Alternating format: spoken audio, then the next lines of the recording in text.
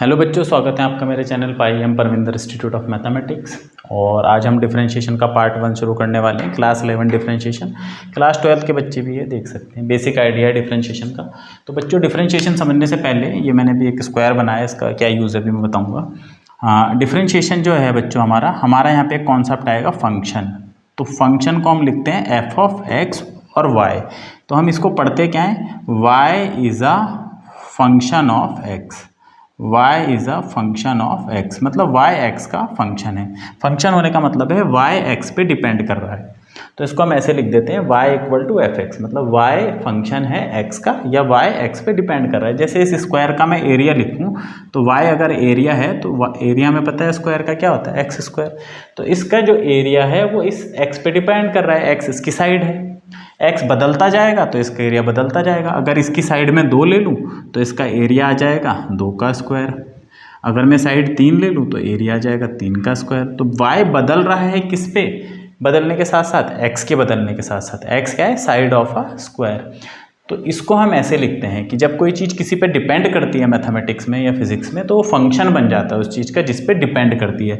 तो जो डिपेंड करती है, जैसे यहाँ पे y डिपेंड कर रहा है, ये जो y है डिपेंड कर रहा है, इसे डिपेंडेंट वेरिएबल बोलते हैं। तो y हमारा डिपेंडेंट वेरिएबल हो गया जिस पर डिपेंड कर रही है, जैसे x पे डिपेंड कर रही है, ठीक है। तो x हमारा बच्चों इंडिपेंडेंट वेरिएबल हो गया, इंडिपेंडेंट वेरिएबल हो गया।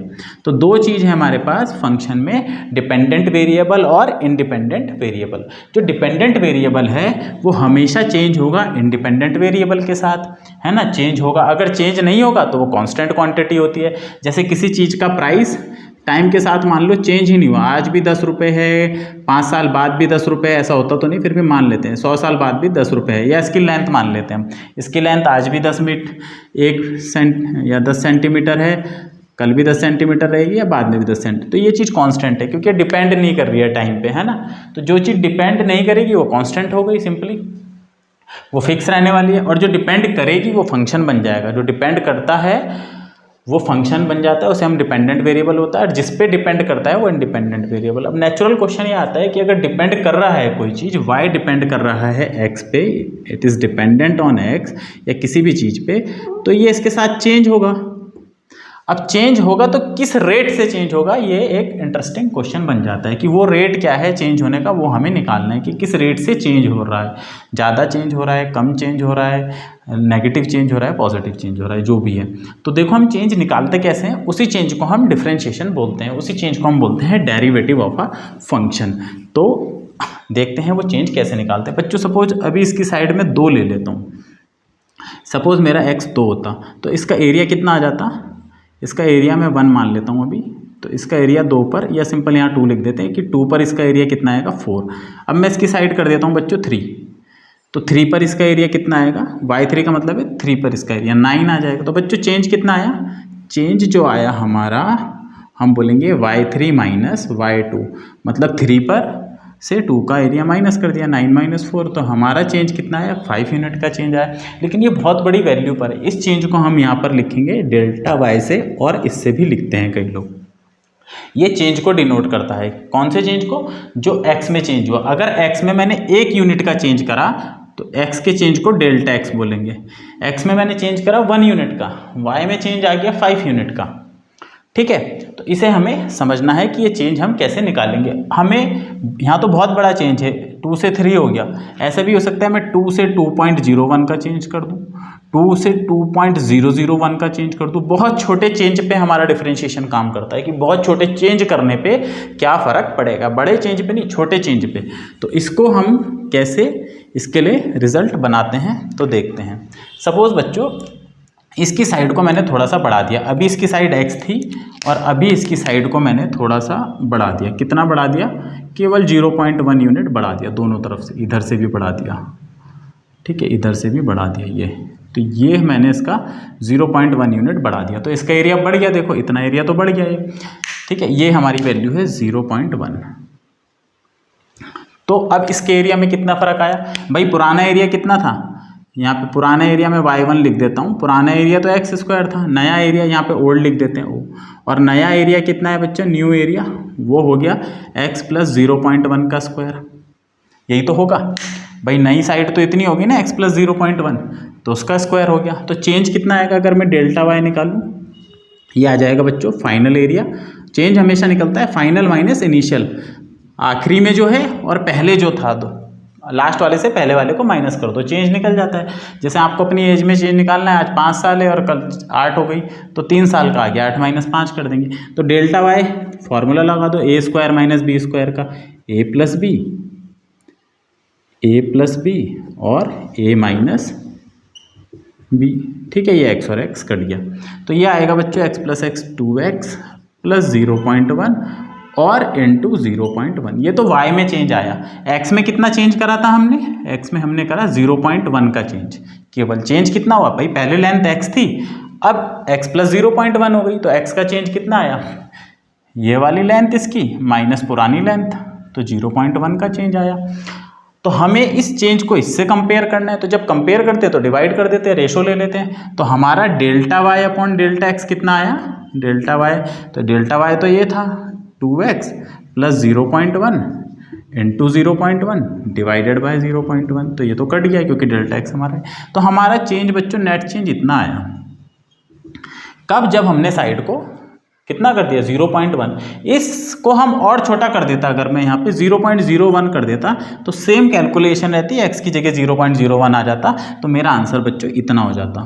अब ये और कम हो गया, और छोटा कर देता, 0.00001 कर देता, कितना भी छोटा हम अज्यूम कर सकते हैं, जितना छोटा पॉसिबल है, ठीक है। तो इसका आंसर इतना आ जाता।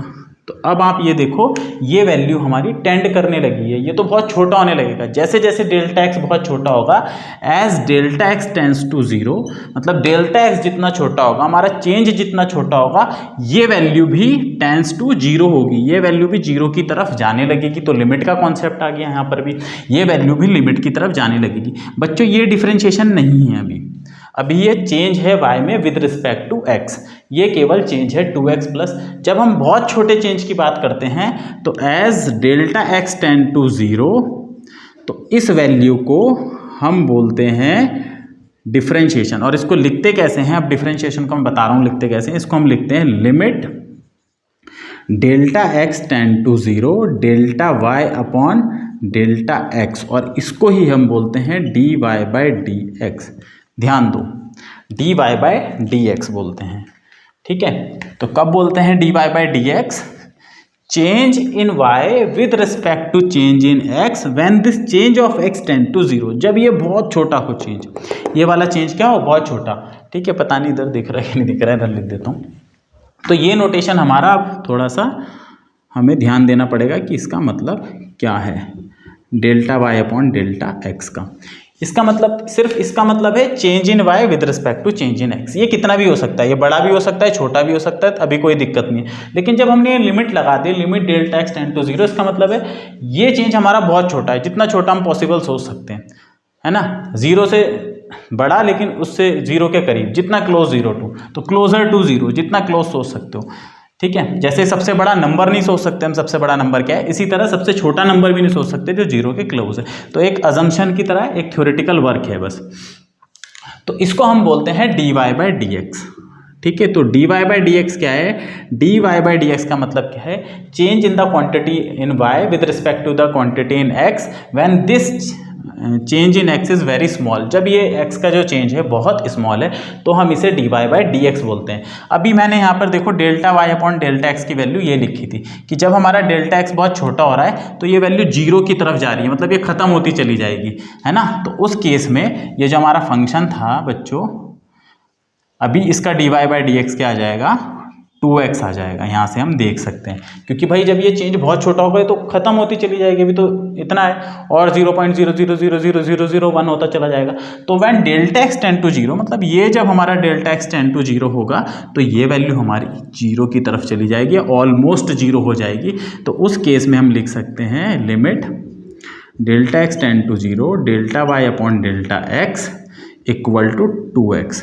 मतलब स्क्वायर के एरिया में जो चेंज होगा वो 2x के बराबर होगा। कब? जब हमारा चेंज जो है डेल्टा x का बहुत छोटा है, और उसी को हम लिखते हैं बच्चों dy बाई डी एक्स। तो यहाँ से हम ये फॉर्मूला लगा देते हैं dy बाई डी एक्स का। तो यही डिफरेंशिएशन का रूल है, यही क्या है, डिफरेंशिएशन का रूल है।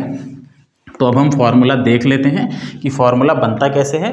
तो सपोज हमारी एक क्वांटिटी है y equal to f x, ठीक है, ये y जो है x पे डिपेंड कर रहा है। अब अगर मैं x में चेंज कर दूं, इसमें डेल्टा x का चेंज कर दूं, तो y में भी चेंज हो जाएगा डेल्टा y का, है ना।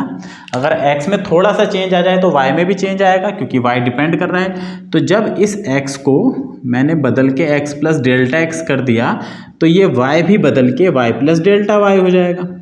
जैसे ही मैं इस वैल्यू को बदलूंगा, डेल्टा x मतलब कुछ जोड़ दिया है ना, तो जोड़ने पे ये नई वैल्यू हो गई, तो इसमें भी कुछ परिवर्तन आएगा, चेंज आएगा। तो इस डेल्टा y को यहीं रखते हैं और इस y को यहाँ ले जाके माइनस कर देते हैं। तो डेल्टा y हमारा कितना हो गया, f x plus delta x minus y. But y तो एफ एक्स को ही बोलते हैं, तो इस y को हम एफ एक्स रख सकते हैं। तो ये तो बच्चों हमारा डेल्टा y का चेंज का फॉर्मूला है। ये हमारी इनिशियल वैल्यू, ये हमारी फाइनल वैल्यू। भाई शुरू में जो x पे वैल्यू थी, बाद में जो इस पे वैल्यू आई, दोनों का डिफरेंस है, उसी को हम डेल्टा y बोलते हैं। अब अगर मैं इसे को कंपेयर करना चाहता हूँ तो मैं डिवाइड कर दूंगा डेल्टा x से। तो ये हो गया कंपैरिजन। किसका कंपैरिजन? y में जितना चेंज आया डिवाइडेड बाय x में जितना चेंज आया, कंपैरिजन है। लेकिन ये अभी डिफरेंशिएशन नहीं बना। डिफरेंशिएशन कब बनेगा? जब मैं दोनों तरफ लिमिटिंग केस ले लूँ कि डेल्टा x हमारा बहुत स्मॉल है, यानी कि डेल्टा x टेंड टू 0 है। तो उस केस में जब मैं यहाँ पे लिमिट ले लूँगा, इधर भी लिमिट लेनी पड़ेगी बच्चों, यही लिमिट, तो ये हमारा डिफरेंशिएशन का फॉर्मूला बन गया, ठीक है। अब ये जो लिमिट होती है टू साइडेड होती है, लेफ्ट और राइट।